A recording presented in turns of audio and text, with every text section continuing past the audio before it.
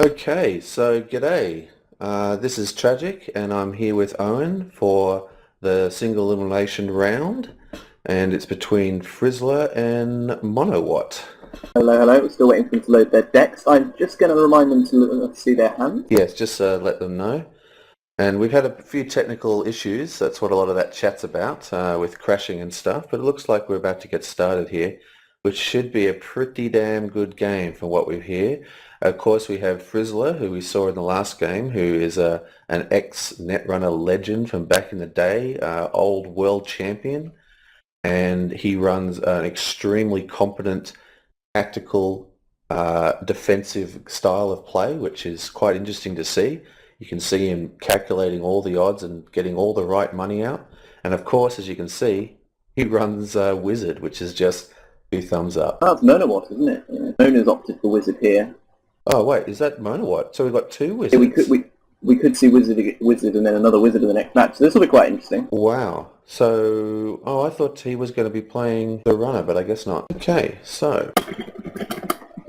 There we go. He's revealed his grip to me. Okay, so opening hand. Ooh. Okay, I can see his grip as well. Excellent. Okay, well, he's got a lot of resource gen. Yeah, he won't have problems resing any of those Toll Boots or Wall of Thorn. That's enough to cover everything straight away. Yeah, this is a pretty decent hand, except he's only going to be able to protect one set of servers unless he pulls another ice out. So Mona's keeping here 2 short gambles, a Stim Hack, a Djinn, and a Class Creep Carapace.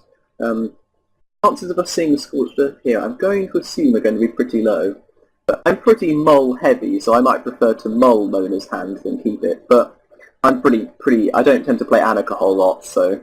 Briz has just pulled that third piece of ice that I was hoping for him, so it's got a nice end of run effect on it. So he should be right now to basically protect most of his areas. Ice Wall's considered a pretty common and practical splash for most. Yeah, well, 1 for 1, it can be advanced. It's got some good protection against Parasite because of that. It's a good choice, but if you pull that card in the late game, it's just a dead card. Don't forget that this is, I think this is pre-Cybrex, isn't it? This is Trace Amount and What Lies Ahead only, so. I believe that's correct, yeah. This should probably go on the archives, yeah. One that's probably quite early in Netrunner's development. Well, that's the beauty of this game at the moment. I mean, we were just talking about that off mic, that the LCGs, because they don't have cycling, like the cards, you have to learn so many cards, and Netrunner Android is just right at the beginning of the game. Anyone can jump in right now and be at the same level as all the top players. It's just, this situation doesn't last for long. Looks like Mona's taken a turn to just prepare. Yeah, see, that's what you were saying, like he didn't mull because he had the resource gen, but he didn't want any of those cards, did he? I mean, the thing is, Stim Hack, you don't really want this early. Class Creep Carapace is probably dead against HB. Djinn is a good start, but, I mean, Parasite at the moment, you don't know what's going to be your biggest threat yet. Probably. It's only ever going to be good once you know you can get in, so. I think we're probably going to see Melange go down with a Wall of Thorns. What do you say? What do you reckon? You could put in Adonis. Depends on how likely he thinks that Mona will make a sort of sudden jump push on the server. He's deciding now, probably thinking, can I risk the Melange here? Yeah, we'll find out soon enough. Like, he is a very defensive player, I noticed from the last game I saw with him. And with Wizard's trashing abilities, it's no riskier to play Adonis than Melange. Yeah. You play Melange and then get 1 turn out of it, and that'll get you more value than playing Adonis and getting 2 turns and it getting trashed. I mean, yeah, I'm pretty risky. I tend to be a risky player, so I think here I just stuff down Melange and hope the runner can't possibly make it through. But for me to peek at what ice has gone where, I'm not sure. Oopsie.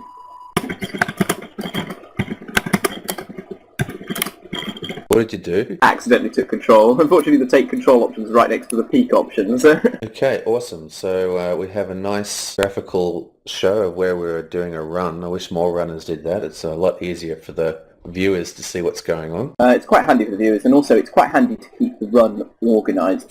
I think that some runners will they'll do the maths in their mind, and then they'll just sort of go through all the motions as fast as possible, because then it's already been done in their mind. So nice and easy. I like to target every ice as I go along. Both of these things in his hand can be trashed for free, basically, because of the wizard. So he's going to res it, and there it goes. And I think you want to keep a hold of Ash. I mean, we don't know how many he's got in his deck, but it's not something you want to throw away, really, because if you're HB, you've got tons of money. Ash can be a turn saver, really. So Drawing a lot of cards. Well, I think he knows that he needs something to work with here, and I think those plastic carapaces might be one of the first things we see discarded. He does have two. I think we don't really need two. Yeah, there goes one, and his fake Armitage. Classically, we don't expect HB to have a huge amount of tagging, so you can probably afford to leave Armitage hanging around for a bit. Archive Memories. This is a fantastic card. I think there comes good old Melange. Is he going to use it straight away or leave it as a bait straight away? Well, if this is fantastic, what do you think of Vitruvius? Well, I just think any effects that allow you to scour from your discard pile are just always strong, especially in this game where been putting things. You sometimes have to discard agendas, which can be incredibly dangerous. So, going to be a bit hurtful. I mean, as long as he doesn't really lose his Jin, then I guess he can always use Jin to get back lost viruses. Not necessarily lost ones, but further ones in his deck. So He loses Stimhack, and he loses Parasite. Quite an uncommon. I'm not sure how common it is to splash for HB, because obviously HB having a lot of strong ice already and spend its influence sort of however it wishes. But yeah, I think Jintetiki is a very strong splash. I mean, like you say, people aren't really expecting it, but I saw Frizz use this to devastating effect in the last game I saw, his Jintetiki splash, just the runner just walked straight into it. Pretty much like we just saw now. Just makes those unguarded. I think Neural Katana. So it just makes those early runs when you haven't got your deck set up so much more dangerous. Yeah, Neural Katana I think is a pretty popular one for corps. I think Neural Katana went through a sort of flavour of the month moment with corporations, I think. Oh, look at this. Vamp, 2 account siphons. No, it just has to get through. That ice on HQ is pretty weak, but unfortunately he still doesn't really have any way through. I mean, he has Crypts, he could use Jin to tutor for it, and he's got the money to do it as well. But that's actually a pretty good play, and it'd be worth doing because he'd get his money back through. Except he's just picked up Hemdemol. I guess he's thinking about you've got to be wary of the tags because he's still got a full Armitage up there, so he'd have to definitely be able to clear his tags. So shoot Jin for one, shoot Crypts for one, play Crypts, run account siphon. Yeah, you'd still be stuck with one tag. And this is that patience that you see coming out of people. The Melange is just, it uses your whole turn, but gaining those 7 credits for the whole turn, I mean, that is huge. And if he doesn't get those account siphons off, it's going to hurt him. I mean, he has to take out this because he's just going to sit there, keep drawing cards and filtering his deck to get the best ice out. Just keep getting credits until, it's just, this isn't a good position, I don't think. MonoWhat's opting for a longer term approach. Roto Turret, another pretty powerful cheapo card. Crash Poke. Might not. Sorry, go on. I think you might not want to put it down straight away. I'm a big fan of leaving Roto Turret on the board and then not resing it at all until it's guaranteed to do some real damage. But you don't think that that's one of those cards that gets weaker as the game progresses? Zero strength. Yes, but at the moment it makes me, I don't know, because I guess at this point, if Frizzler feels he's in the lead, then trashing MonoWhat's Jin does somewhat put MonoWhat back, but I just, I'm a big fan of just, I don't know, I'm a big fan of leaving all of my surprises until it's almost too risky to keep playing them, but maybe I'm just out of control, I'm a maverick. Well, here we go, he's like just pumping out the ice now because he's got so much money for rezzing. This is just impenetrable. Now he's going to sit back and just start pulling credits again. The nice part about HB is you can A, sit back and do that, and B, you can just do that while you wait for agendas to show up, because I think as MonoWhat here, you have to feel that if you've been keeping an eye on Frizzler's hand size, there's a good chance he doesn't actually have anything yet. Constantly keeping his hand low, he's happy to play things, happy to take time, so good chance they both know that they're just waiting for something to happen, really. Well, that's the thing that really separates this game from a lot of other games, I think, is the bluffing angle, which doesn't translate into the digital medium. I mean, when you're sitting across the table for someone and you're seeing their eyes as they're looking at their cards, I mean, that's information that you can use, isn't it? I'm a super big fan of playing this live. You were suggesting to me off mic earlier that I play more on Octagon, but I just can't bring myself to do it. The live is too much fun. Oh, yeah. No, I'm totally with you on that. I'm just saying, if you don't have anyone to play with in reality, like me, Octagon is as good as it gets. Mona's just said in the chat that she is looking for cards, knows that they're behind in the development side of the game. Not all those, got all that credit denial, but at this point, I mean, I was about to say, at this point, do you think Vamp's going to become more and more useless? But the reality is, even though Frizzler has got a lot of money, I mean, even if he has to res, for example, 2 toll booths, that's 16 credits gone, so... Okay, so this is quite interesting. Instead of pulling the credits, he's actually decided to delete his mining corp, and then he put down the upgrade first, and then he put the agenda on top of it, so the agenda looks like the upgrade. I mean, that's a kind of weird way to do it, but I really thought he would have just pulled another 7 credits. Both of these players do have economy definitely waiting for them. I mean, Mona's only on 11 credits now, but they've got all that money on Liberated Account and Armitage, not to mention the free money from Cyber Feeders. So. Finally see an icebreaker coming out. Mona's anything like me, they'll be playing the one type of each icebreaker per deck approach. I do that as well. I like to have I'm not a big fan of Crypsis. Everyone loves Crypsis, but I just find it can break your economy doing runs. Unless you know you're going to get something, you can just completely suck up all your turns and all your credits. I recently had a go at building a Crypsis only Annex deck. Yeah, how did it go? I gave it a test run the other day, blind before actually playing it, because I realised that I had a glaring flaw in it. I had wild side in it, which means that it's almost impossible to actually have any clicks left over. Fortunately, I got that taken out. But anyway, Frizzler goes, what, 2 points up now? So. Yeah, he just scored beta test. Now, Frizzler, if this is the same deck he's running before, he is running that new card that gives you the extra click if needed. Which is that? Looks like he just tutored for Crypsis. I'm just trying to think. I'm not pretty good at so he did. The question I always find at this stage of the game for the corporation is, know the runners, if you know that the runners sort of, what's the word, rig is struggling, and they're not in a position to start making aggressive runs, how much do you want to start looking through your deck for agendas to score as soon as possible? I'm always never sure what to do in this position as the corporation. It's a tough decision, isn't it? I mean, I don't know. It just seems that the more aggressive the corporation is, the more likely they're going to get trounced. I mean, I think just creating really strong defensive and sitting back and letting it flow. Often the right move is to do nothing. Not to force. Putting credits down onto agendas. Well, he's just actually taking his time. He didn't activate the accelerated beta test, so this must tell Mona that quite concerned he might run into an agenda or two. That said, he does have archive memories, so on the way we both dash to peek at what he's placed, even though we should know.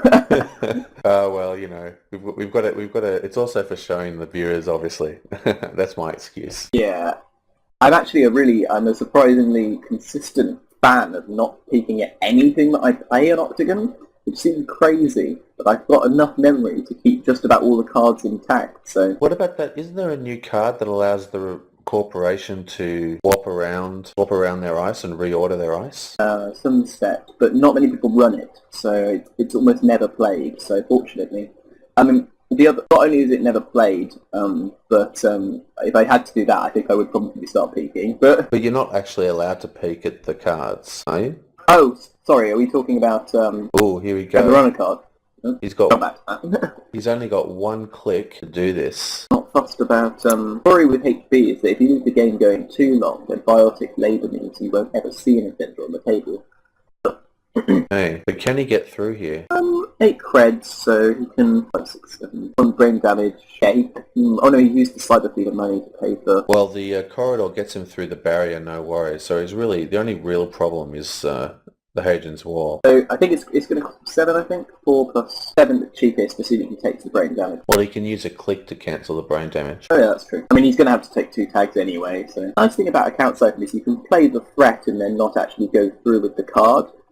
That's true. That is very true. Yeah, you can, because I always draw it and think, oh, the corp's got no money, how am I supposed to make use of this? But when they get money and you know you can't get through, you can sometimes player make them res the ice on their HP, because they might as well at that point.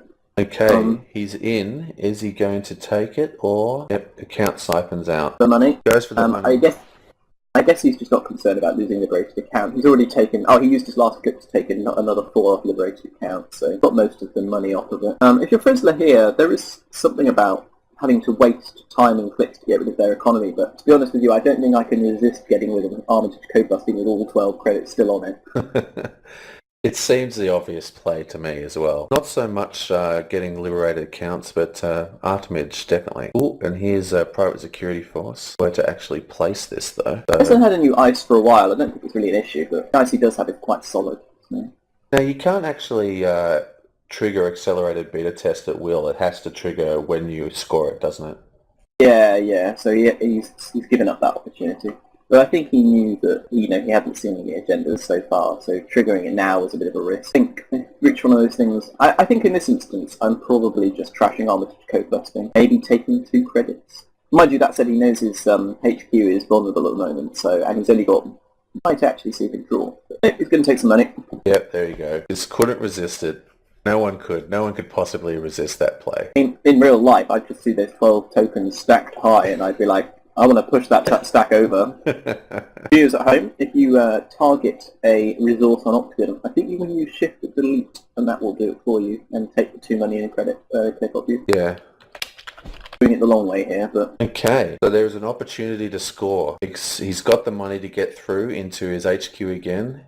He has the clicks, and remember, he's got Cyber Feeder as well. There's a chance. I think Mona might be aiming here for... Yeah, I think Mona wants to try and make an R&D run with Medium. I mean, haven't seen many agendas, so we know that it's not exactly... It's probably going to be pretty... sort of at least have a favourable weighting of agendas waiting in there. You know, I think that's what he's doing, and he's running against this server, and he's probably going to jack out at Wall of Thorns, and he's just going to use it to pull an extra 4 credits out of his... to possibly stop him from being able to res Tollbooth. Here he can go account siphon or even vamp and then run R&D. Yeah, if he can, in fact, if he could get down to... I've just got to check which ice he's got on R&D. He's got a Tollbooth and a Wall of Static. Yeah, because he won't be able to res that Tollbooth if he uses a vamp or account siphon. Okay, so he gains access. Not away here though. I guess he's decided that with the free trash options on Adonis, then... No, he's going through. It's probably not the play I would have done, but the question is, if he chooses to upgrade to activate this upgrade, that's another 2 credits. That's going to put him underneath the credit limit needed to res Tollbooth, and that's going to really hurt him if he doesn't draw credits next turn, because that Adonis is going to be gone. Trash Ash for 3, but also trash Adonis for 3, so... Ash isn't something you're going to see later in the game, but I'm not sure he wants to give the corporation any more credits either, so he's opted for Ash for his 3 credits. Oh, and he's paid for the other one. Okay. So I think he's abandoning his plan to run R&D this round. And out comes another Carapace. I don't know what I feel about this card. Obviously, I think... Carry on. I'd say obviously it's a counter to Scorched Earth, but is it that good, you know? Well, what I've seen of this tournament so far, a lot of people are running Wayland, but... Proto Turret, that's not going to help. I guess he's accepting that he's going to take tags and he just wants the protection, I guess. So the game is still currently 2-0, but I think game. So. He's got to just pull credits this turn so he can res the Tollbooth and stuff. This puts him up to 11 credits, so he's now got enough to res all his different ice. Assuming he doesn't get vamped or account siphoned. Of course, yes, you're correct. I mean, this is the modern version of Wizard that we're seeing, sort of economy denial, where they use account siphon and vamp together. So do you think sneak door access or backdoor access or whatever it's called is a valid play for this deck that we're seeing? I like the sneak door beta. I mean, it's the deck that's least likely to hold it because it's not noise, so it won't have that milling going on, and it's not the beta test. Probably wants to trigger this. I'm not sure why he didn't trigger it last time. I mean, the accelerated beta test. Yeah, I guess he just figured I pulled so much ice, the next bunch of cards are most likely not going to be ice. Yeah, I suspect that he didn't want to risk, because it's almost certain he'll have priority requisition in the deck, and I think he just didn't want to risk it throwing away. I mean, you can't trigger accelerated beta test, so you can't play it, then on your next go for it, and then use archive memories to pull anything out of the trash, because you've had to use your whole go putting counters on it. So hey, another turn just pulling credits. He's patient. He knows his hand's got 5 cards in. I'm always happy to take a risk if I've got 2 agendas and 5 cards in hand. Ooh, double mediums, keep asking. Ooh, okay. MonoWhat's deck is looking a little dangerous now. I mean, that mill he can get in there It's just going to be really painful. So Fortunately, not too painful till after the first run. But... the question is he going to pull another ice? Ooh, bad. Defenders are stacking up. He's got to play that. He's going to have to play that. Classic carapace here, some protection against private security because you have to use obviously the whole card just to prevent some damage. So you can score this private security force. This could use the world. Now this is going to be a tempting target to run for MonoWhat, but I think you've got the right call. You know, if he runs through with Vamp to pull that money and then starts to hit the R&D with his mediums, that's really the play to run. I think that Frizzler knows he has to get rid of an agenda from hand. He knows the R&D. So I think he's just... Hey, Count Siphon's on. Wow, that -2 strength is just going to be crucial for his economy. Well, I think he might have overpaid for Corona there. I don't think we're allowed to say that. It's up to them to notice, I believe. I think he overpaid because Parasite would have the strength down to 4. Yeah, but it's not our position to. I don't think we can. I mean, should we tell them? Nah, let's just leave him to it. Yeah, I think that's the safe call. Okay, so that leaves him with 8 credits, which is just enough to res Tollbooth. Res his Tollbooth, he can't finish Private Security Force. So. That is true. Ooh, he's going in again. Sure, he's overpaying Crypsis. I guess he is. Just gonna mean... If he works out that. Let's see if he works out that he spent too much last time. He hasn't got a... Hasn't got a... Never mind. Well, the good news is, if Frizzler decides that R&D Resurrect is a waste of time, he'll still have time to... He doesn't want to res Wall of Static, for example. He still has time to still have the money to finish PSF, and then can potentially begin PSF locking. Okay, and here comes the run at R&D. Frizzler only has 3 credits, so he can res Wall of Static, but it's not going to slow him down at all. Yeah, I think he's decided to not bother, score PSF instead, and try and PSF lock the game. I love the way he's thinking on this. Can't actually res Tollbooth. Okay, so... Oh, luck. Look at that. Mandatory upgrades. Whoa. Like that, the game is 2-all. On the bright side, I think Frizzler might not be feeling too ungrateful, because at least that's one less agenda that he'll have to draw now. True, but I really don't think his hand is the most dangerous place now. I mean, he's already going to start pulling 2. He can't put something in front of that R&D. He's just going to run that 3 or 4 times next turn, isn't he? Well, as a corporation here, I'm probably panicking, but I probably just score PSF and hope I can PSF lock the game out. But this is the thing. I mean, the runner's position always gets better, and the corporation always gets weaker. It seems like the corporation really needs to get itself set up into a winning position early. If the game continues, the runner will always end up in a very powerful position. That's why a lot of people seem to be favouring the super server concept. I've seen a lot of players do that. Hasn't really drawn the ice, and at this point doesn't really have the money to... At the beginning of the game, runner sees a stack of 2 deep of ice to the game. 2 ices are more than enough. It's a really hard hurdle, really. So you're breaking up a little bit then. You're on the job. So I think I'd probably score PSF here.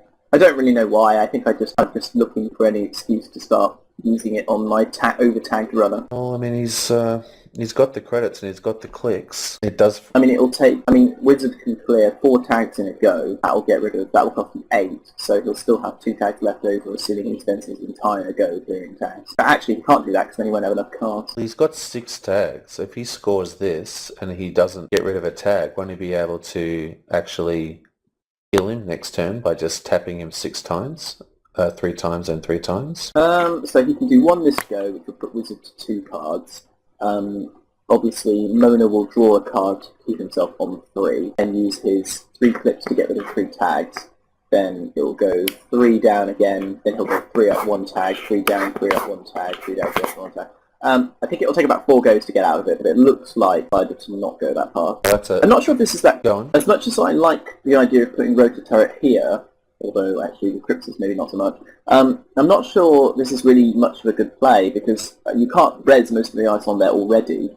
So... Well, he's got 4 credits. I think what he's thinking is I can put this out and I can possibly get something happening, because I'm fairly certain he's going to run versus that server, or not. Quite a cheap vamp for Mona, so... But this is exactly what you were saying before. I mean, this is Wizard credit denial just... in action. Doesn't matter. Yeah. It doesn't matter that Vamp's not hitting for a massive amount. It's it's kitting him to 0, and that's the important thing. So that ice that you just put down, completely useless. Right side, Mona has correctly got his corroder pumped this time. You remember he only needed 1, so hooray, no more inefficiency. Yeah, of course it will be R&D route, what am I kidding? And this should be a straight in. I mean, the reason I liked Frizzler doing the PSF plan on his last go was if you do that, it gives Wizard a threat that he has to respond to. Because either that or what happens is Wizard, then it becomes a race to see whether Wizard can pull enough agendas from R&D before he get killed by PSF. Look at that, he just accessed 3 cards, and he didn't get a single... Unfortunate, but I mean, I'm going to assume there are only going to be about 9 agendas in... But no trashes either, he's got 3 credits for free trashing. How many cards is accessing? He's got to get something worth trashing. There we go. Trashed in Milan, I think that was the 5th card down. Pretty unfortunate not to see any agendas in the 5 cards. So go for it again. Here we go, and this is the incredible milling power of Anarch that's just getting a lot of players a little bit upset. I mean, what can the corporation do here?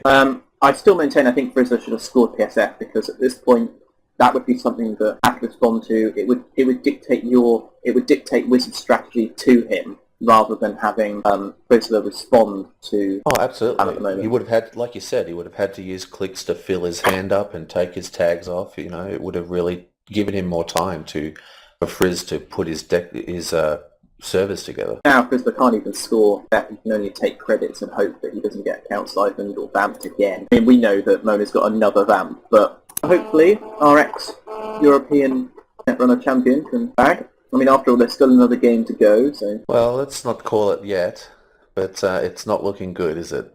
I afraid not. Is he looking forward to Easter? Yeah, you know, it should be fine, I guess. Have to spend time with the family, though, so, or with the parents and that, so we'll see how well that goes. Your favourite. Ooh, there goes the virus clean. Just a little bit late, but it does deny that strategy again. Otherwise, I mean... That probably, I hadn't thought of it, but that probably is the correct thing to do here, because I don't think there's really anything else he can do here that won't stop Mona from either vamping him and then just rerunning R&D again, so... Well, he's going to lose his private security force now, I'm pretty sure. Now, yeah, quick question. I was going to say, I think he's just hit his memory limit there. I think we would have to step in if they hit their memory limit. I mean, overpaying for Heimdall, that's something that's still technically allowable in the rules, but... I don't think it's our position to be judges. Have enough? No, he doesn't. On the edge of my keyboard. Oh, you've done it! You did it! You went in there. I couldn't help it. Well, that's nothing but good news for Frizzler. He's got 2 cards, and he knows one of them is a parasite. So yeah, nation again. I've actually seen people in competitions discard cards accidentally revealed rather than put them back into their hand. Yeah, I haven't discarded them, but I've often, what I will do is I will, if I have to discard a card because I've hit my hand on it, and I know I've already revealed something from it, I might be tempted to discard it, but it would depend. Yeah, what the card is. Yeah. That is a parasite, let's be honest. Very, very, Hard very to good. discard those tasty parasites. Oh, that's such a great card. I really think Anik is, for me anyway, Anik is probably the most interesting of the runner factions. It's just very good, and I love the colours, the orange cards. They're just awesome. I mean, I have to admit, I'm a big fan of the nice colouring. Not that. I'm a criminal player myself, but...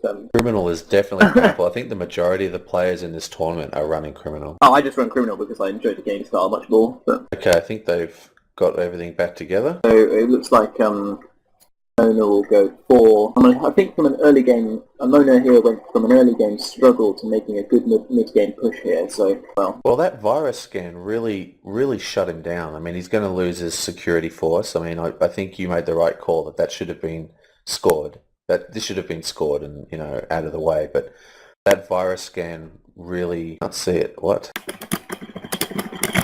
There we go. There we go, since we sorted it. Yeah, I think... And this is just what he wants now too, credit gen. And I've never really seen HB stall quite this badly, but, you know, Frizzler really has nothing, because he can't even realistically play a donors campaign to get much money. You're literally just going to have to spend turns taking cash and hope that you can make a revival in a few turns. Well, I mean, there's the possibility of going for archive memories and trying to pull a melange out. That is true, yeah. Okay, running back on R&D again. Probably a reasonable shout. I mean, with 3 credits, he knows that realistically Frizzler can only res Enigma or Wall of Static. It's interesting that if he does res Enigma here, then Mona doesn't have any... Go away, cat. Okay, so what are we going to get here? Wall of Static is the only thing he can afford to res, is that right? No, he can afford to res Rototurret. Got 3 credits. Rototurret's 4. I really should peek at cards as soon as they play them, because I always feel like I'm giving something away if I peek at them later in the game. Well, this is an easy break for his barrier. I'm not quite sure why he wanted to waste his credits on that. I mean, I guess the theory is he knows that Mona will have to run this server several times, so he might as well charge him 2 credits a time. Oh, of course, that makes total sense. He's going to have to do at least like 2 or 3 runs before Frizzler makes money back on it. So look at this. Pulled another vamp. Gross. Mind you, Mona's almost as broke as Frizzler is these days, so... He's pulling some nice cheap ice that he can afford to pull. What was the card he put down in the server there? Adonis? It was 2. I mean, the nice thing about Mona here is that Mona can, even though Mona's tagged, Mona can play Armitage, use all of his clicks to take all the money off it. And then, even then, Frizzler might not even decide to trash it at that point, because he just doesn't have the resources. No, but he's got 3 credits on Wizard for trashing cards. Yeah, but as in Mona could play Armitage here to try and get some money back into... Ah, right, I got you, yeah. Oh, he's pulling Ash back up. I think I might be attempting a bit of economic denial of his own, yeah? Oh, maybe not. No, he's trying to stop the run into this server. So he might run the server, and that way he'll get the virus counters, and then he'll use the rest of his turn to play whatever. But that'll stop him getting, and then he's going to run a virus scanner next turn to wipe him back to 0. But I mean, that said, Ash is 2 to res, not to mention the adding Ash here won't really make a lot of difference. That can't be right. Yeah, no, taking it back. But he can't res Ash anyway. Oh, yes, he can, sorry. Where did he get 2 credits from? He can't. He took them. But the question is he going to res Ash now, or is he going to res it the next run? Well, if he doesn't res Ash now, then Wizard will just destroy it. Of course, yeah. I'm hoping he'll res it now. I mean, either that or save himself 2 credits, so... But, I mean, I guess if you've gone to the effort of using archive memories to get Ash out, then play Ash, you might as well res Ash at this point. Against some runners, you could have resed Ash and installed Ash just to force them to trash Ash, but... in this particular instance, because it's Wizard, that's not going to have too much of a bother. I think he won't mind too much if he has to go to that Ash effort. Oh, here we go for some more digging. Wow, he did not res Ash. That is What's your... Sorry, go on. No, carry on. I mean, that's an unusual call, I think. I mean, at that point you've already spent, what, you've spent the click to play archive memories, you've spent the click to install Ash. I guess you may as well get some value out of it. But, I mean, it might be that he just mistimed it, because at this point, even though... I have to remember that a few turns ago, Wizard looked at about 7 cards of R&D, and, Frizzler's still going to be getting through some of those cards. So to some extent, Frizzler knows that there aren't agendas that Ash could be protecting there. So maybe he just decided, he realised that, wait a minute, there wasn't any point in wasting the 2 credits because... Ooh. Install something there. Might just be putting down another Tollboost at the front. Something cheaper, I think. This is resable, and it is a code gate. Going to have to use Cypress. Except... Well, I doubt. Surprised if we've seen play one here. I think he's still on his NU limit, isn't he, at the moment? So. Well, the thing is, memory limit again. What's he going to delete? Cypress? Yeah. Oh no, not Crypsis. Not for the high-cost Worm. Certainly an unusual deck. You don't see Worm played by many Amex, but... Well, the thing is, I mean, the thing is about this deck that, from what I've seen, is that it really relies upon the credit influx of the corporation. He's running out of credits himself here. He's only got 6. Unless Frizzler pulls credits, he's not pulling credits. But obviously, he's got 2 armatures in his hand at the moment. But this is probably the limit of it. We've already seen 1 Armitage, and we've seen all the other credit-producing cards. He's got 8 cards left in his deck. He doesn't pull something soon, he's going to flatline just from running out of cards. I think the... Oh, don't worry, he doesn't flatline running out of cards. But I think that... But doesn't the corporation win if the runner has... Only if the runner's hand has to discard, and he doesn't have anything to discard. But you failed if you couldn't draw. No, that's the corporation. The corporation fails if they can't draw. Ah, right. Never mind that. I think you run out of options, really. Whoop. Okay, that's 6. Yeah. There is 1 more in his hand. I think this could be it. Oh, no. all the static. Oh, I could actually see that. Red card didn't come on top fast enough. I wonder if... I'm not sure what I'm going to do here. No money, plan.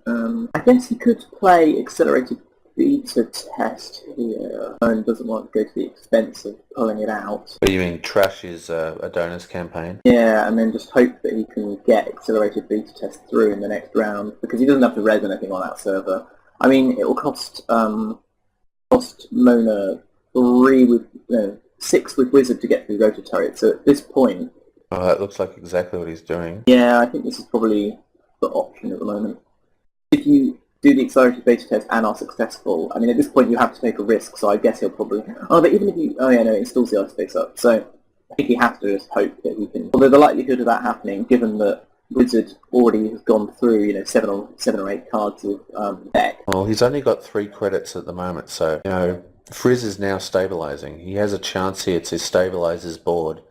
If as long as he can stop the vamps from getting through, he'd start getting some scores happening. I think for the first time in a long time, Frizzler's actually got more credits than Mona. But... Mona does have 2 Artemages in hand, so... Yeah, and the trouble is it will cost him an entire go to play one of those, because he has to play it and use it 3 times, because he can't risk. He's pulling this card out again. Put a big... I think while I see where he's going with this Ash, I think he would actually do... I don't think he needed to do that, because it costs 6 to get through Rotor Turret. Worm. The only concern is if... Wizard has another Parasite in hand, because Parasite would obviously immediately kill Rotor Turret, and then he only has to deal with Wall of Thorns, which I guess is what... And as it happens, Mona does have Parasite in hand. Yeah, exactly. Mona only 8 cards from the end of their deck and 2 Parasites through. I guess it's reasonable to assume the third one may have been drawn by now. Well, that's what Frizz is really, really good at, just like covering his bases. He's actually a very, I'd say conservative. He's a conservative player, like he doesn't take those kind of risks. He'd rather take more turns to do something and protect from such a play as Parasite. And it turns out that it's the correct move in this case. Often it is. Go back to R&D. This could be the end, I think. Well, he can... got 2 clicks, got 4 credits. The problem here is if Frizzler reses Enigma here, then he doesn't have any money to... which might not be a bad thing in this instance. I think you probably do want to res Enigma here. Well, he's only got... As annoying as it... Well, he's only got 2. He's only got 2 credits, and he needs 4 to go through Rotor Turret and Wall of Static. 6 to go through Rotor Turret, because it's 3 each for Worm. Oh, 3 each, yeah. I guess it is tempting to res Rotor Turret here. But unfortunately, it's not the first ice, so he has the opportunity to jack out as soon as he sees it, doesn't he? No. So once you've committed to approaching an ice, you have to accept it if it's resed. So right. Okay. Jack out after Enigma isn't resed. But he can't jack out after Rotor Turret is res. Yeah. So if he does res Rotor Turret and gets to trash a program, what do you think would be trashable? What would be a good target? Do you think it would be the barrier? It would be Corroder. I mean, while it's tempting to get rid of Jin and all those mediums, without Corroder he can't really get through Wall of Static without spending a lot of money through Worm. So I think Corroder just has to go here. Yeah, I think that's the call as well. It makes everything so expensive. As soon as Corroder goes, everything becomes so expensive. Oh, pretty impressive. Tension. He's gone most of the... Got most of the game without any kind of sentry or code break, which is quite interesting. Yeah, well, everyone says that Crypsis is so good, and like I see it used so well, but I just find when I play personally, and I'm nowhere near this kind of level, but I find that the cost of that card, I find it very hard to calculate my moves. I always end up having too few clicks or too little money, or it just seems so expensive. Okay, here we go. This has got to be res. Yeah, you definitely res Rotor Turret here. I forgot that Mona had too few credits to defend against Rotor Turret, so... Yeah, no, he can't get through. Oh, what? Oh, that might have been a misclick. That can't be right. What is... That would take out Corroder, and Corroder means he couldn't get through the Wall of Static, and that needs his Wall of Thorns one save. He's got to get... This is going to be game over. Oh, that was very unfortunate decision-making there. I'm not sure what he's thinking. Oh, there we go. Well, good game. I think maybe Frizzler just felt that, what's the word? He just, at that point in the game, I think psychologically his decision-making must have been down a little bit. Maybe he didn't realise he had the credits to res it, because... Well, they're going to go to game 2. That's game 1, 2... And that's a total of, 2 points to 9. 9, but 10 is the... Wow, I really don't understand that decision not to res there. Okay, so I'll see you in the next game. in that game.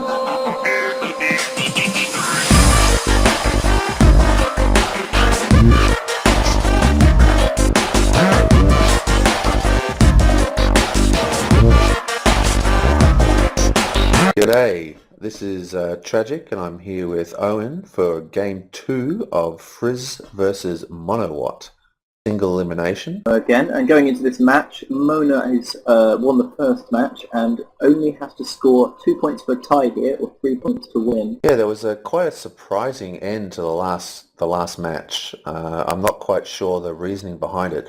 Definitely check out the last match. It had a lot of interesting stuff going on, but that very last play with the roto turret, I mean, do you think that was game fatigue, you know, just being psychologically worn down like you were saying? Yeah, I think psychologically the game in his mind was over. I think he knew he'd been on the ropes for a while and just, it seemed bizarre. I mean, I think at that point, I've often done that in games where I've had the option to make like an all-out last-ditch attempt to protect myself, and knowing that your R&D has been viewed so many times, you know, they're bound to find an agenda this time. I think you just have to res whatever you can, and Rotor there would have been beautiful. So Yeah. But just fatigue. Well, that's we do have a mulligan coming out from MonoWhat here, and this is a much better hand. That's a fantastic mulligan. And interesting setup, Jinteki versus Wizard, which is not something we've seen much of in this tournament. You don't see a lot of Jinteki period, really, do you? I'm a sort of a reasonable Jinteki fan, so... Is the new Jinteki agenda valid in this tournament? Which one? The new one. There's only 2, isn't there? There's Nisei, Brain Trust, and Fetal AI, but yeah, I think they're all valid in this one. There's 3 Jinteki agendas available already. Yeah, Brain Trust was from What Lies Ahead, and Fetal AI came and traced out, so... Yeah, in fact, actually, he's just drawn it. No, I mean the identity card. Oh, yes, because that would have been in Trace Amount along with Fetal AI. Yeah, but there's only one Jinteki. There's only 2 in total. 2 identities, yeah.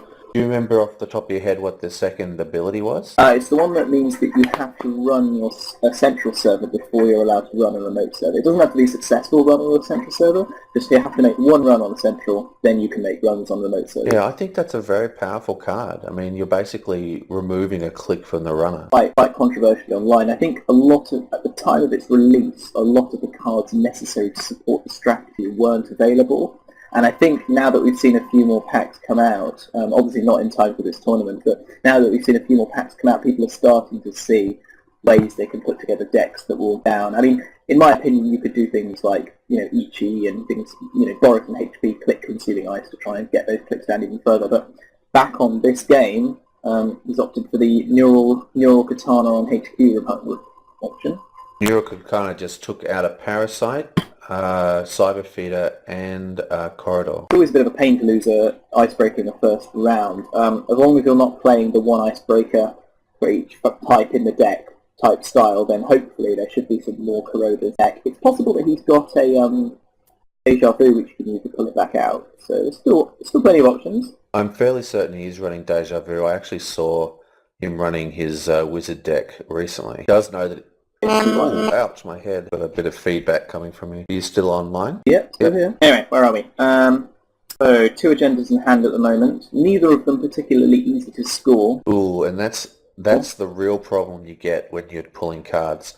I often think the best play is just to never draw cards as a corporation if you can help it, because you always risk doing exactly what just happened then, pulling another agenda in hand rather than pulling an answer, and then you've actually made yourself in a worse position. So he opted to get rid of Shadow, although in this instance I might prefer getting rid of Hunter. I don't really know enough of MonoWhat's deck, but he's gone for Hunter as well anyway. But he has got the 5 credits necessary to res the Ichi in his hand if he can play it, but... No, it depends. It depends how bold he's going to be here. I mean, Frizzler could just draw a whole bunch of cards and just charge in, and has an extremely good chance of scoring agendas. He knows it. He just heard me speak. Play the risky way. Ooh, this is a pretty powerful... Yeah, this is a very powerful move here. Bona can't res anything to drain his own credits. Mimic will take out Neural Katana as if it's not even there. And early in the game, I think tags aren't something you can be too worried about, so I think this is an ideal first turn account siphon. But he might not get count siphon, might not go off because do you think even if he sees the agenda, he'll score it or he'll take the money? So you have to decide whether to use a count siphon before you draw a card from the hand. So right.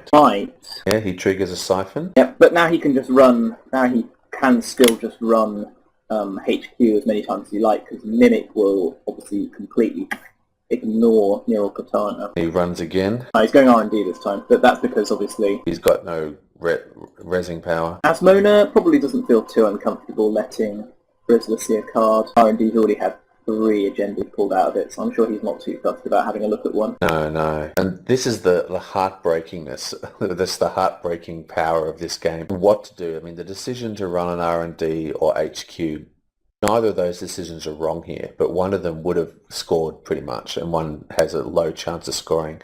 And there's really no way for the runner to know that, is there? That's just a... I think if I'm Frizzler here, having seen Mona draw so many times in the last go, I think I would find it hard to believe he didn't have at least one agenda. So I think I'd definitely give HQ a run here. Yeah, that is definitely good reasoning. Frizzler's opted for the draw a card approach. So. And what luck, a 1 res cost barrier. That is unbelievably fortunate. But yeah, that HQ is just dangerous. I think he thought about replacing Neural Katana with Ichi, but the problem there is if you put Ichi down here, you reduce your hand size by 1, which makes it even more likely that an agenda disappears. And you can't even res Ichi, so I think he's definitely opted to just take a money instead, which I think is a good option. Okay, so Frizzler is looking extremely strong at the moment, but he is not aggressive, like from what I've seen anyway. And back on R&D. Yeah, he doesn't really have a lot to develop his ball position here. And then it sounds so crazy, but as Mona, I wouldn't res the Ice Wall here. It might sound absolute insanity, but I wouldn't bother, because if you res the Ice Wall here... he didn't res it, excellent. If you res the Ice Wall here, and Frizzler sees he can't get through, then Frizzler's only going to go to HQ from then on. So, right choice there. Yeah, definitely. I see what you're saying. That would have basically said, there's no point in running here, and then that would just open up HQ for even more attacks. I think at this point, Mona has to just take the risk for cards in R&D, because he knows that he's already got most of the agendas in his hand. So. And this is where playing it live really is different. I mean, you'd be able to see the other player sweating, when he's got... the hand's exactly. shaking. Here we go. So, I mean, the nice part about Mona's hand is he does have 2 fetal AIs, which will do damage as well as costing Mona some money. So, well, he also gets the damage from his identity. Not a disaster here anyway. Got to keep your hand full when you fight Genteki, don't you? It's just... I run that risk too often. I often find I'll make a run in on an early click and completely forget that I'm going to need... I think that's what he's trying to decide. Is he going to run again or draw a card? Genteki Scorched Earth is uncommon, but I'm just trying to think. He hasn't seen any... I don't think he's seen any influence spent so far. When you haven't seen any influence spent so far, it does tempt you to wonder if a Scorched Earth is available. And especially seeing as, he has seen... Oh no, he hasn't even seen the cards that Mona's discarded, so he doesn't know that some influence has been spent on 2 shadows, for instance, or 1 shadow. Okay. Now this is a bold play because he can't res that, as you were saying before. I think he recognises that Frizzler's being quite cautious, so... Oop, no, straight to HQ, not res. Wow, Mona didn't even take a minute to pretend to think about resing it. He was like, no, I can't res that. Okay, so he's in. Hedge fund. Oh, the pain. Do it again, Frizz, do it again. Yeah. I mean, if we know Frizzler is a cautious player. He's going for R&D. Okay, so this can be resed. Like we said, I think he's still going to try not to here. He's going to use the rest of his turn to either put down... Oh, he can't really put anything down because he's got tags, hasn't he? Yeah, unfortunately so. I mean, whether Mona will spend the money to actually trash... Might do a short gamble. A short gamble will be safe here. Draw a card. I think I might draw a card. One yet this go, so I think I might probably have a draw. Back to R&D again. Oh, yes, of course, because he just trashed the top card. So. I guess mathematically, if you pull... he does res this time. But if you pull an agenda out of someone's hand, the next time you run, your chances are definitely... They just get lower and lower and lower. Even if he has other agendas in his hand, because there's less cards, the odds have grown. Is that correct? No. Side notes, snare in his hand now, so a surprise finish here. What Frizzler does and how he runs, then because it can all be over with Jinteki. I mean, Jinteki, I don't think Jinteki's position is in any way, this isn't a bad position to be in. It's not ideal, but I don't think it's bad either. True. I mean, Jinteki could have snares, which he does have now. That could be what he was playing around. Now, I noticed that Mona didn't opt for res each here. I think he's hoping Frizzler will run HQ on a later click, and then he can res 10 to trash. So I think that's the nice thing about Itchy, as long as, Jinteki, as long as you've got, those net damage options still either in your hand or in your R&D, there's always a chance that you could just pull something out of nowhere. So, I mean, that snare is definitely going to put the brakes on aggressive runs here. Going to fill up his hand and run again? I think that's what I would do, But now he's on his last click, so... Oh, Mona still has the money to res Ichi, so this could be pretty nasty. Oh, he does too, actually. You're right. So this could be very nasty. You could get brain damage, you could get tag. It looks like, and lose mimic, but it looks like it's okay here. Another agenda. Wow, and a Lange Corp. Where's the ice? That's useless. Where's the ice? Probably, this sounds crazy, but you could probably play the Melange. Actually, against Wizard, he's more likely to check it in case it's a pad campaign and just trash it. But yeah, well, ooh, there comes a beanstalk. That's exactly what he wants. Oh, crafty Mona just discarded an agenda. I am a huge fan of agenda discarding. Well, I don't think Frizz is going to fall for this. He's just going to run. I reckon he's going to run it now and pick up that agenda. Oh. I don't think he will, because, I mean, don't know what the Corp's discarded, and the Corp, if they're drawing to find ice, they could be discarding anything, really. So I love the play. I'm a big fan. But... Yeah, I definitely do it myself, but usually I check if I'm the runner and someone does a discard and it's completely open, I usually do a check. At least, if not this turn, the next turn. The thing is, though, you've always got options to go there later. Like, Archives is rarely ever going to change. Particularly against Jinteki, you'd be unlikely to see Archive memories. So, he's always got later in the game to have a look. Frizz is absolutely relieved as hell he didn't do that run at the last click last turn. It's his cautiousness but working for him. First res Ichi then, because he could have... I guess he didn't want to lose Melange. And another tag. A lot of people say that the tagging system is really underdeveloped. You see a lot of runners just running around with tons and tons of tags. On the contrary, I tend to find in my criminal deck, I detest taking a tag. I kind of wish I was more ballsy about having tags, but I've got so many resources in the deck that it's just too difficult to not. And I'm so wary of Scorched Earth. I'm really surprised. I mean, playing against anything other than Wayland, I think you can be relatively assured Scorched Earth probably won't be in, but I'm so paranoid about running into a Wayland player that I've just got all this link protection in my deck. Right. But do you need link protection if you're running Carapace? I see, I'm not running Carapace, so I guess not, no. I guess it depends on how much you value your resources, and how much you're afraid of them using something like Psychographics, which hasn't seen much success so far in the game. I was about to say, Psychographics seems to me a card that's should be getting a lot more love than it is, because I see all these runners with billions of tags on them, and the corporation not using them, and they could literally score entire agendas in just one click with Psychographics. Well, this is the first unusual card we've seen from Mona. Just picked the Toll Booth, not something you usually see in Jinteki. Yeah. I'm not generally a big fan of stopping power in Jinteki. I'd rather have stuff that does damage but lets them through. I think that is usually the way to go. What do you think of Portal, Cell Portal? I'm a big fan, but I still can't get it to work. I want to love it, I really do. It sounds exactly like me. I think that new card that allows you to rearrange your ice makes it a lot more powerful. I haven't had a chance to test around with it yet, but sometimes it's just something that's hard to fit into a deck, because if you're going to put Cell Portal in, that immediately means you've got to use up another 2 slots putting Sunset in, so... Okay, so... where are we up to?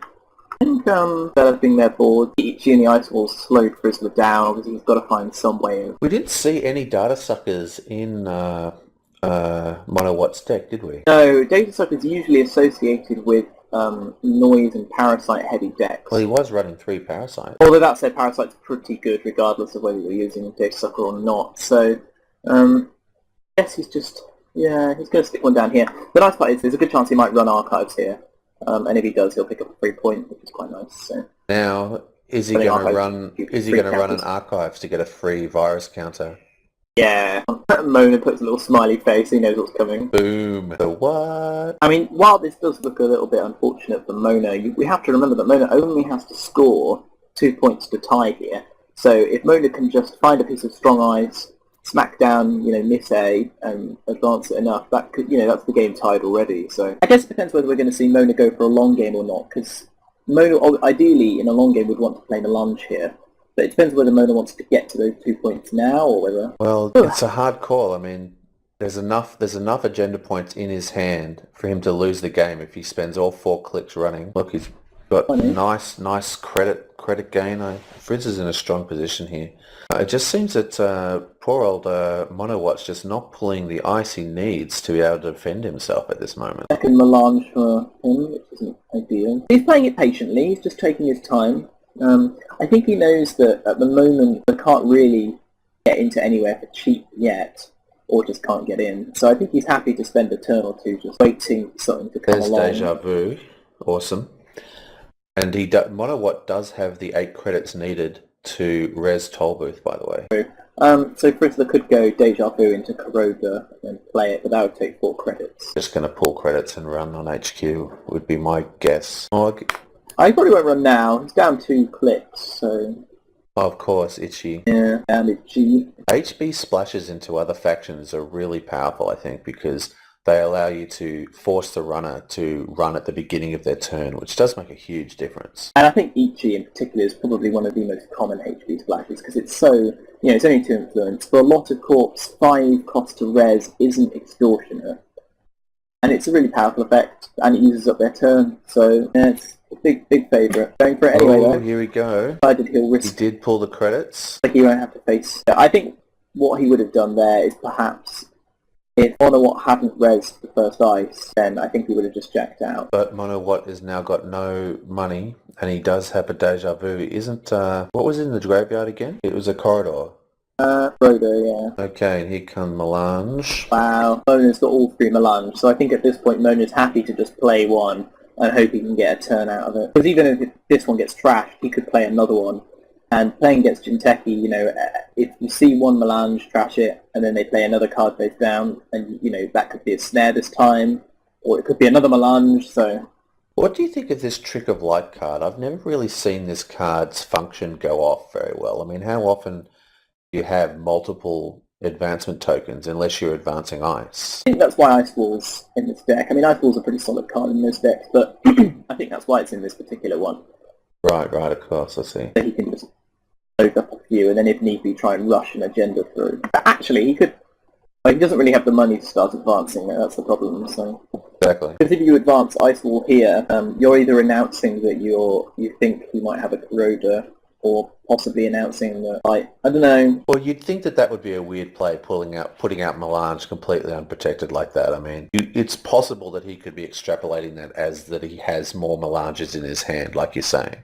But yeah, either has more Melanges or will play a snare next. I don't know, it'll be interesting, because it's hard to believe that not only that your opponent has all 3 Melange in their hand, and then plays them one after the other, which I think is what you might try and do.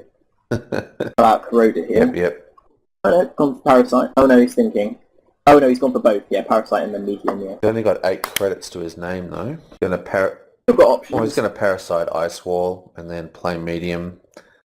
So if he doesn't pull an ice this turn, it could get ugly. MonoWhat did in fact pull another Ice Wall, which is quite convenient. And He'll even go to the effort of trashing it, yeah. might even... Oh no, he did a trash, did he? Okay. Yeah, I mean, why spend all the extra money putting another Ice Wall down when you can just trash it? Still leaves him with... But he didn't put down the other Melange again. He just decided that Frizzler would run it regardless. So some players won't run remotes like that. If you play a single undefended card, some players will just assume it's a pad campaign and not bother. But I think against Wizard, because it's so cheap for Wizard to trash something like that, I think they might just...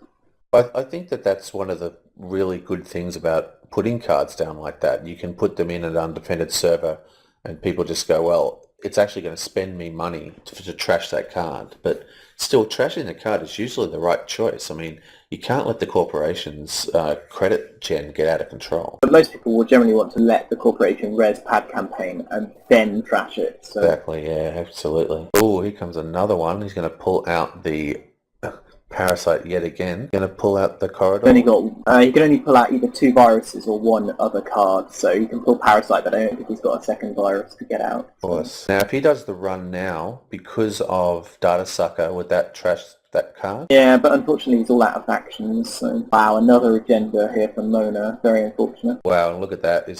He just pulled 8 cards. He's just digging. There's a few things he can afford to throw away, though. Like, I think Tricker Light at this point can probably go, because he just doesn't have the money to use it. 1 Melange might go here. Wall of Thorns will probably go because he can't afford to res it.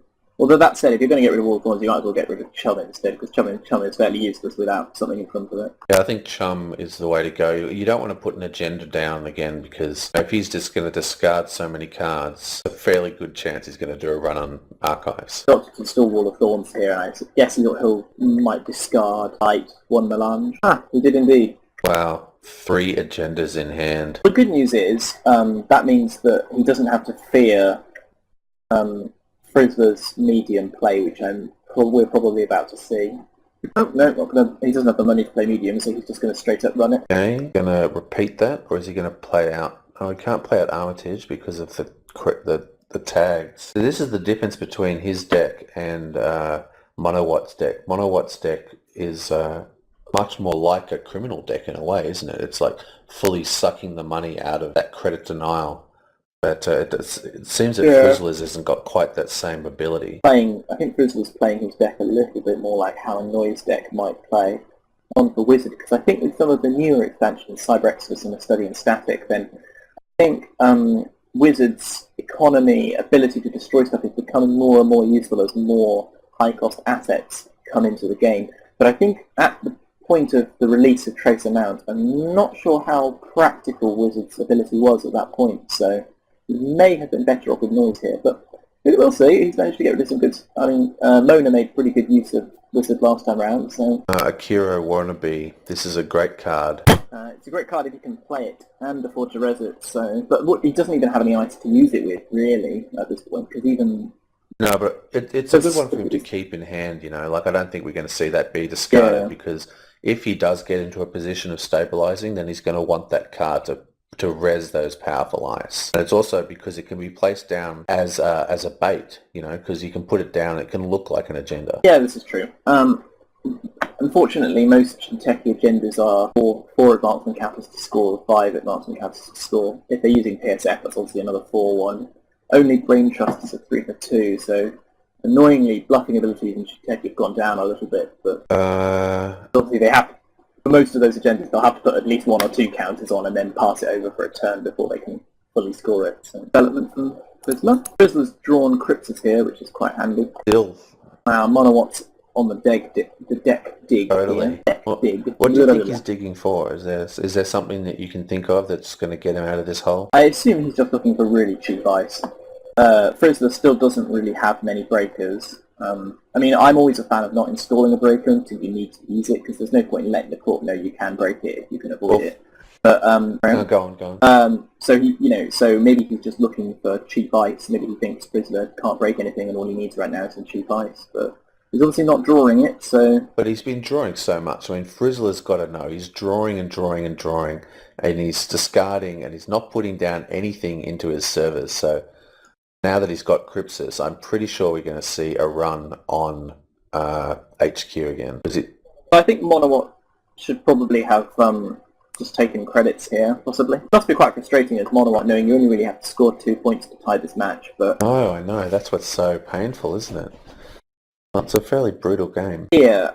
I mean, MonoWhat's in many respects backing himself into a corner, because the more cards he draws, sure, the more chance he has of getting some ice, but if he keeps drawing those cards, then he's making his deck even more diluted, so every access that Frizzler makes, more likely to find an agenda. Look how powerful that Data Sucker is. The beast. Something I always miss on Data Sucker a few times around is I think it's actually supposed to be a picture of some kind of woman or angel with just a very strange face. It's got wings and things, and it's got sort of like a body beneath it with like a... Yeah. Anyway, just speculating on some card art. Yeah, I don't know what it's supposed to be. It's just like a weird computer AI kind of thing, I suppose. I think MonoWhat did quite a clever little thing here. MonoWhat decided to look at his archives partway through Frizzler's go, to make Frizzler, I think there might be something worth of interest there. So he's managed to convince Frizzler to make at least one run on his archives, even though there's nothing of value in there. That said, of course, Frizzler will get a data sucker token for it regardless. So. He's used 2 of his deja vu, so he can't pull out that virus program. If he could do that, he could kill this toll booth straight away. Yeah, he might have a third deja vu, but I don't know. We'll have to dig for it. I think he's probably going to pull credits here. He could, yeah, I think taking credits here isn't bad. Yeah, take credits. I mean, I was thinking you could install Medium, but why install Medium before you use it? You might as well install it and then actually make use of it, so he'll probably just take credits. Hey, just going to fill his hand up again. 8 credits. Got 5 credits. He's almost got enough to res Wall of Thorns. Owner's just grateful that he's drawn some more cheap ice here. True. 7 credits. He's almost ready to start utilizing that server, but I think we're going to see a keto put into it rather than an agenda, would be my guess. Well, Akitaro plus Melange. I'm kind of wondering if the game's getting a bit late for Melange. I mean, he's already down to 17 cards in his deck. At least he's gone through 30 cards of his deck that have gone through. Frizzle has to be thinking there's stuff in his HQ. I mean, just... But unfortunately, his HQ is so well defended here. Ooh, Infiltration, that is going to be a great card for Frizz in the coming turns. Look, it would cost him 4 credits and 2 data sucker tokens to get through Toll Booth. Break it with, he could spend 1 data sucker token to break it. Okay, so that puts an end to his R&D runs. For now, out comes Crypsis. Crypsis has arrived. How did you pronounce that card, by the way? Akiro or something? Akitaro? Mona.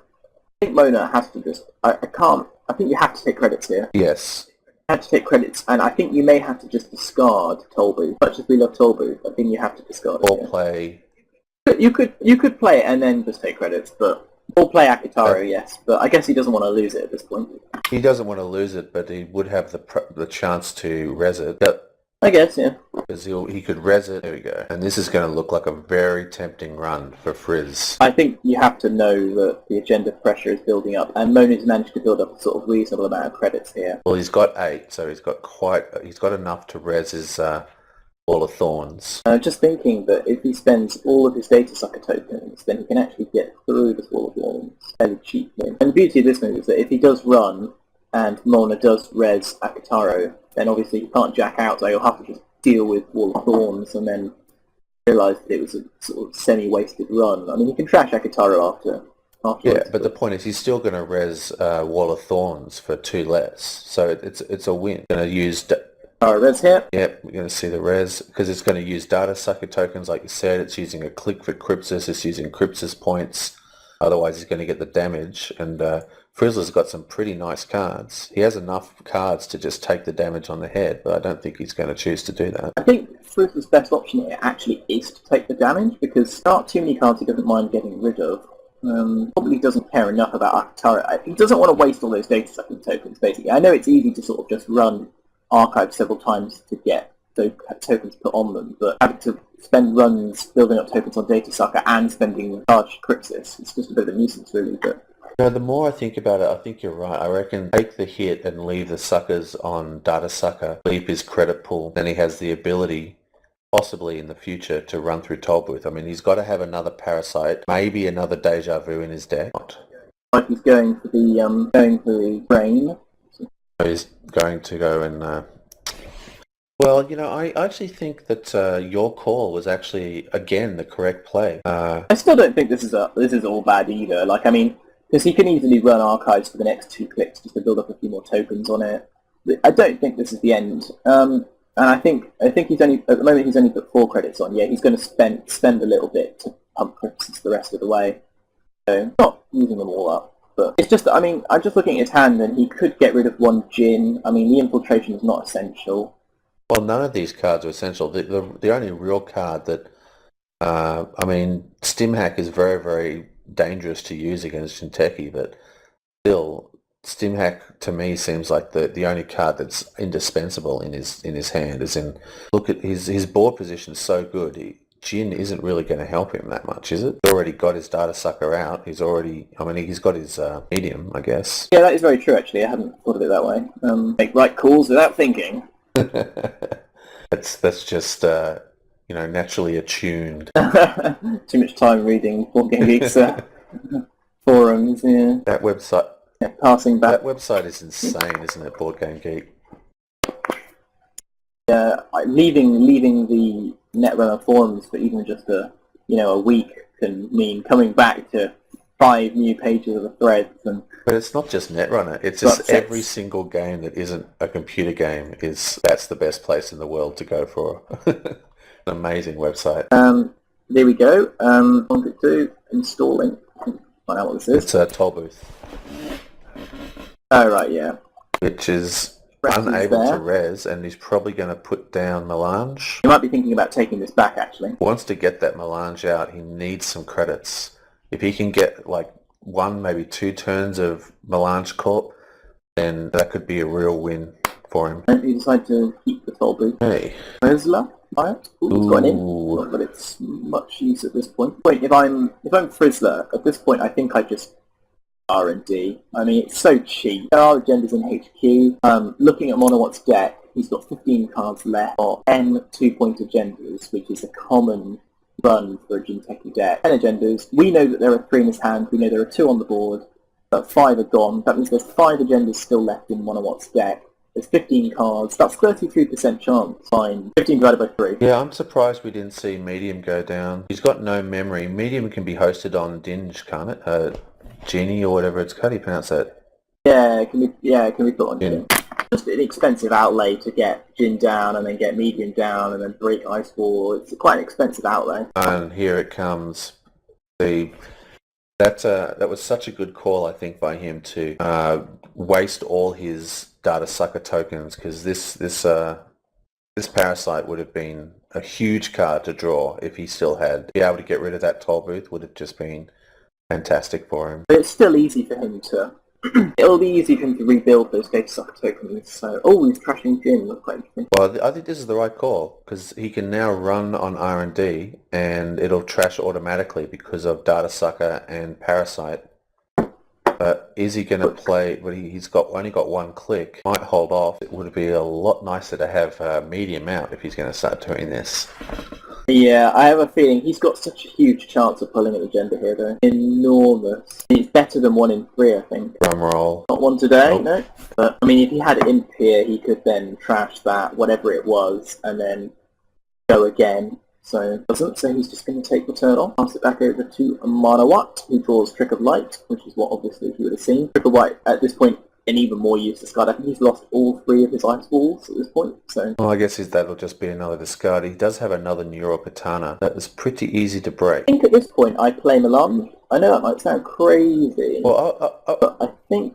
Go on. I think you have to play it because Wizard only has to get through your R&D twice more, pull 2 more agendas to win, and I think you just need the money immediately. You need immediate rescue on the money front. Well, he does have a Crypsis out. He knows that if he plays it, I mean, he's already discarded 2 of them. Oh, and he pulls in more agendas. This is what I was saying. When you're pulling cards, the chances of pulling agendas is just so high. I mean, why would you draw? It's usually always a great decision for the corporation not to draw cards at the end of its turn. Because if you do what he just did, you draw a card into your hand, what can you do? You're stuck with it now. Actually, this may sound even crazier, but I think I might play Nisso here.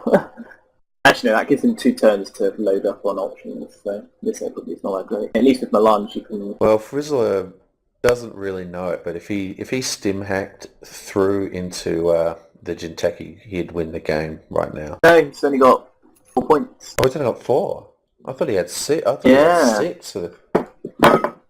No, he's still got 2 more to go, but to be honest, I think there's still a very reasonable chance that he could run R&D, find an agenda. Let's see, so he might go Imp R&D a few times, try and find an agenda, and then if he could stim hack, literally guaranteed to pull an agenda. Yeah, this could be the end. He's only got 11 cards. It's just such a high chance. I mean, I'm trying to think about what went wrong here for Mono, because, I mean, while the game isn't over, it is looking unfortunate. I'm trying to work out what went wrong. He kind of pulled all his ice in the wrong order, and I wonder if he's got ice is a bit too expensive, and he hasn't maybe got enough way of making money, but I think things may have just come up in the wrong order for him. Like he trashed a hedge fund, is that what he trashed? Yeah, I think so. His last click to draw, and here's an account siphon. Account siphon probably fairly useless here. It's so expensive to get through the HQ here. True, but he does have a stim hack, and keeping the corporation without credits is a huge play. You can't stim hack and account siphon in the same of course not. So multi-run powers. I get so angry about that when I'm playing as criminal. I'm like, I've got sneak door beta, I've got account siphon, this is perfect.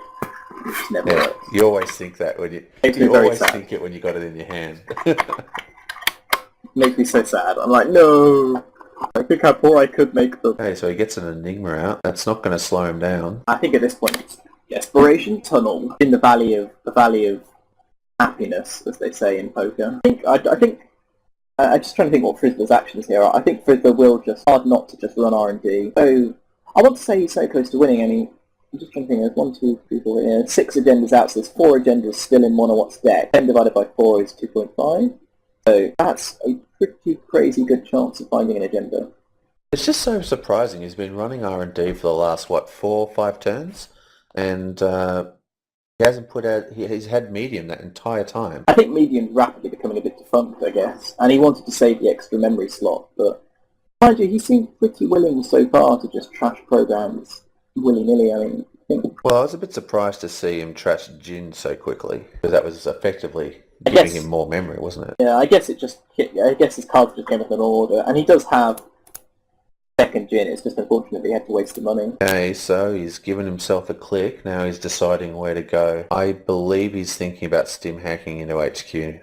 That's what would be my guess. He's either going to be stim hacking into HQ or account siphoning. Stim hack isn't actually that practical for him here, because in terms of... Oh, well, I guess with double crypts he could, yeah. But, I mean, if he uses Mimic to break Ichi, you can't use stim hack credits to boost Mimic, because he's mostly just going to have to use data set tokens there. But in other news, quite excited for the launch of the 2.0 Bioroids in the Creation and Control Deluxe box. So yeah, what do you think about these new deluxe box that they're doing? Like the CAC started, and now it's moving on into the other formats. Like in Call of Cthulhu, because it's such an old game, these big expansions per faction make a lot of sense. But I feel that it's so biased. Like when that Bioroid and what's the other? It's Shaper. Yeah, when Bioroid and that Bioroid Shaper box comes out, those factions are just going to be have so many more cards. It's so much more options. It's going to really unbalance the entire game. I mean, this has been done in almost all of FFG's LCGs, though. I mean, for example, I know I don't play it, but I know their Game of Thrones LCG had a phase where they would release one deluxe box for each house, but I don't know whether they released them all in one go or they had cycles in between. But I think it's going to have a similar kind of effect, and I can only assume that FFG must know that them doing this, if they've done it before, it must at least work. Well, in COC and pretty sure it's Game of Thrones. I mean, I've been playing COC since it was released. We had 3 entire AP cycles, of 6 APs before the first deluxe expansion. Well, I guess Call of Cthulhu was their first LCG, though, I think. So maybe they just hadn't quite got the format rolled out at that point. I mean, they've done enough LCGs now to, I guess, know what works. So maybe they've just decided this is fine. I mean, I have faith in FFG's business idea, so I guess they must know what they're doing. They've done this enough times. So. But anyway, moving on. Where are we? He's back on R&D again. He didn't raise the Enigma, interestingly, but I haven't seen anything worth. Hey, MonoWhat. Incredible. MonoWhat has drawn agendas every single time Frizzler has managed to miss them. It's unbelievable. It is. This is a really insane game, isn't it? Unfortunately for MonoWhat, it's got to the point where it's slightly unbelievable. Anything he plays into a remote server is almost guaranteed to be an agenda. It's just impossible to think it could be anything else. So do you think Frizz knows that, and he's just sitting back and drawing more cards and getting more credits and just building up, and then he's going to run eventually, or I mean, is there any reason for him to run? If any card he puts down is an agenda, waiting for that? Waiting for that at this point in the game usually isn't a bad idea, because he knows that the defences on the remote servers can't be that great. And not only that, but the pressure is on MonoWhat to play something, because if MonoWhat doesn't play anything, then he's going to run out of cards pretty soon. He's only got 8 cards left in his deck. Down goes the Mining Corp, and it's probably a pretty big play to trash that.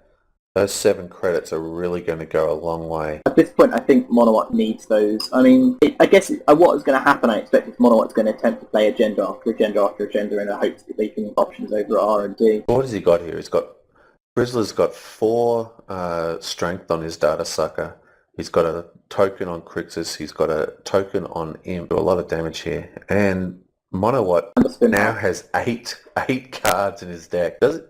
I mean, the thing is, what MonoWhat can do here is, because MonoWhat's finally picked up a Brain Trust card, he can play that, not have to advance it, and then score it. So that gives him the 2 points he needs to tie. And I think he's using Melange to set up for that play, because if he can get Frizzler to run his remote server for the Melange, that will use up Frizzler's resources, and then he hopes he can play Brain Trust, score it maybe the next turn after. Right. That puts him on a tie, so at least he's tied and they go through to a third match. So who plays Runner and who plays Corporation, or is it a whole new... So MonoWhat picked to play Runner when they first played their first match. He chose to play Runner first. So that means that in a tie-break, Frizzler gets to pick which side he'll play again. Oh, Infiltration makes a super comeback. Wow. And I think that could be game, not totally game, but I think with that ruse out of the way, then... But the thing is, though, even though he's seen that that's Melange and he doesn't necessarily need to run it, he might... I mean, it's a bit of a knee-jerk reaction for a lot of runners. They see Melange, they're like, the red, the flashing lights go off. It's always like an amber alert. It's like, there's Melange, got to get rid. So, I mean, even though he's seen it, might still accomplish MonoWhat's goal of trying to get rid of some of Frizzler's resources here, so... Well, you're right. I mean, 7 credits. He's got 10 credits in hand. Going up to 17 credits is huge. He hasn't got any freaking ice to put down. But I mean, as MonoWhat, you've still got to fear that a stim hack's waiting, though. So even if Frizzler takes out this Melange now and uses up all of his visible resources, MonoWhat can't not expect Frizzler to have a stim hack still in hand. So this could still not be, I don't know, still not great. There's another credit. That's an interesting choice. I'm not quite sure that using clicks in this manner at this point in the game is really what he should be doing. He should be doing aggressive runs, is what I would think. I mean, I guess he's still storing up for that sort of one big run. Now that he's decided he doesn't want to take out Melange and rather just wait until Agenda gets placed. And if only... I just can't get over MonoWhat's hand. Colourful array, that's for sure. Out Siphon. Not a move I was expecting, it has to be said. Not entirely sure what he hopes to achieve there. I guess he's just trying to leech the credits off him. Because if he pulls these credits, well, I guess he's going to get 7 credits next turn anyway. But if he pulls these credits, he'll have no credits for advancing. There'll be no way he can score, and he'd still have enough credits to run this server again or to pull an agenda. Or he wouldn't have the data suckers though, would Well, pay for it now anyway, so we'll see what happens. Probably activate... no, he's going to activate Siphon, isn't he? Yeah, I mean, after you've played Siphon and you haven't forced the Corp to spend any money, then there's no point in not going through with it at that point, no. I mean, Okay, how much of a sportsman is MonoWhat? Have a counter on Crixus, does he? Have to see what MonoWhat decides. Well, I think it will depend on whether Frizzler offers a deal here. Might be about to ask if he can use it to charge Crixus, I don't know. Oh no, he's already taken the one virus counter off of Crixus. Yeah, here we go. I thought he didn't have one on it, but he's already taken it off, that's fine. Oh, this is so, it's almost funny. He does get the credits. He did, but... yeah. How close he was to a guaranteed agenda. Yeah, exactly. And to be honest here, you think he should know that his hand should be full of agendas. I mean, he has not played a single agenda the entire game. And he's got... Amusingly, MonoWhat has just drawn another Brain Trust. And he's got seven cards. I mean, how could Frizzler not think he had an agenda in his hand? I guess these situations always seem a lot... I mean, obviously we've got the advantage of seeing all the cards, but situations must seem... Well, I think tricky. Well, I think especially in digital versions of games like this, you know, you can't see that his deck is thinner than your finger. Got to actually look at that part of the program and read the numbers, you know. It's a lot less intuitive than a real game.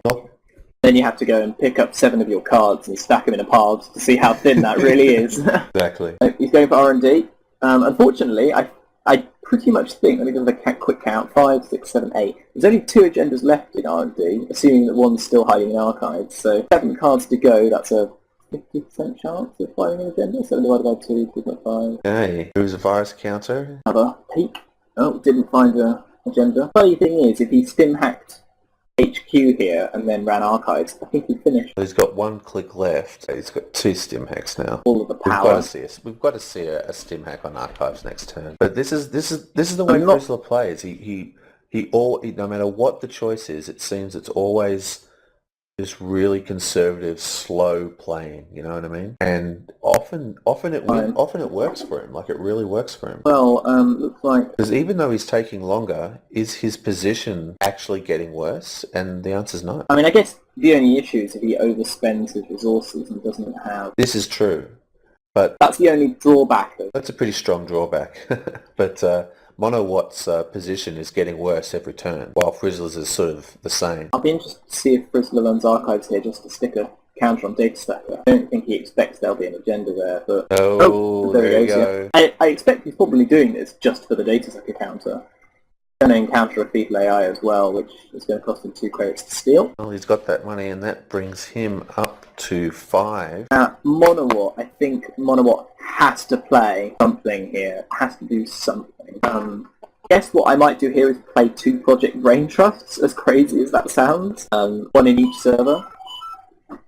How could you possibly protect both of the servers? He can't, but I think he just has to take a gamble that... I don't know. I'm not entirely sure. I don't know if there's any good answers here, is there? Well, he's got 15 credits. There's an 8 toll booth and a 3 unres. Yeah, this is ugly, it has to be said. I mean, the thing is, it doesn't even matter what we think, because he might... he did use his 4th pick to just take a credit, but...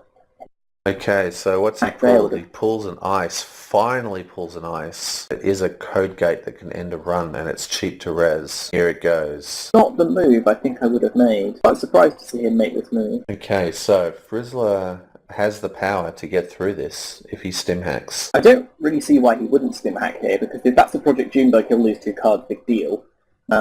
You know, we haven't seen any Project Junebugs yet, and he's been through most of the deck, so unless all 3 Project Junebugs or 2 Project Junebugs are grouped at the bottom of the server, then don't know. Well, what do you think? Is it safer? Yeah. Would it be safer to stim hack into... If you're going to use stim hack, is that because of the threat of Junebug, maybe it would be safer to go to HQ or go to R&D. Maybe do archives first just to get a counter and then run the stim hack. I don't know. I mean, it might sound crazy, but I might actually stim hack HQ.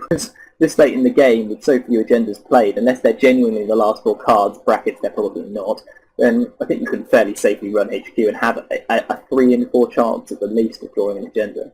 I mean, we know it's 100%, but... Yeah, well, that's what I'm thinking. I mean, we haven't seen any agendas played the entire game, and he's...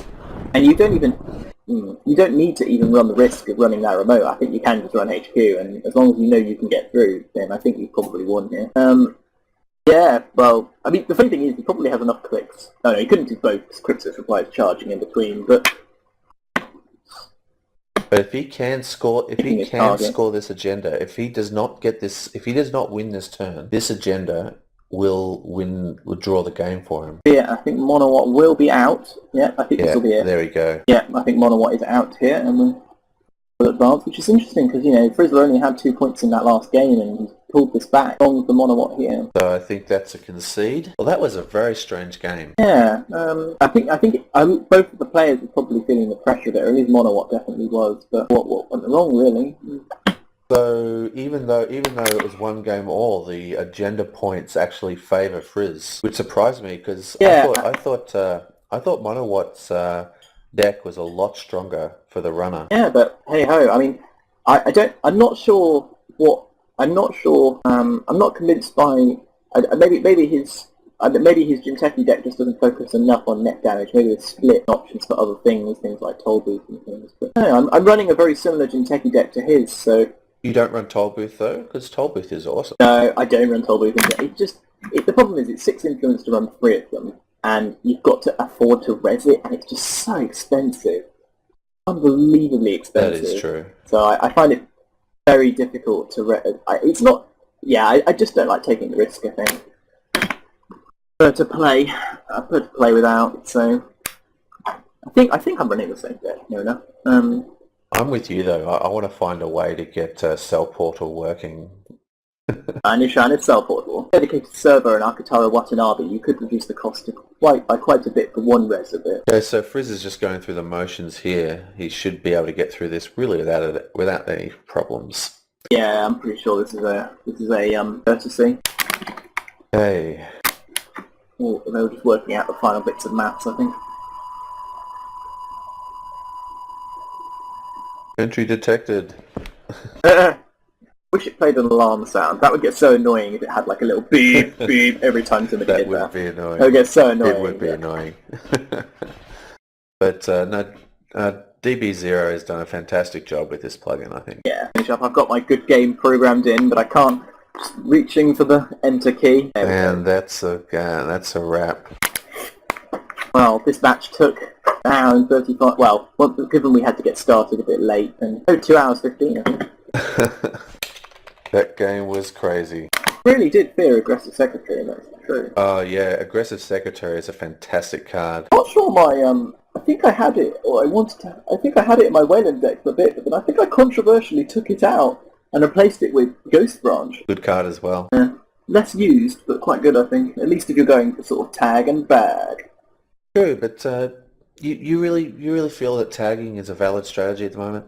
You don't see a lot of it. You see a lot of runners, like he's got 5 tags at the moment. Didn't slow him down at all. I'm enjoying, if I'm playing Wayland with a bit of Scorched Earth, I don't think I object to any kind of tagging. A bit Plastic Carapace defeats that, but in my meta, not many people run Plastic Carapace, so for the moment it's still working. Okay, keep playing your Wayland deck and it'll turn up, trust me. Eventually, and I'll be like, damn it.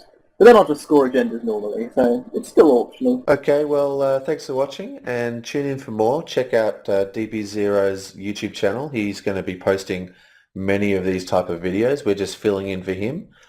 And I'd like to thank Owen for coming and giving me a hand, because he is a much more knowledgeable player than me. So, thank you. Well, I very much enjoyed. Yeah, I have too. I very much enjoyed being here. So. Okay, so yeah, I'm going to turn off the thing now.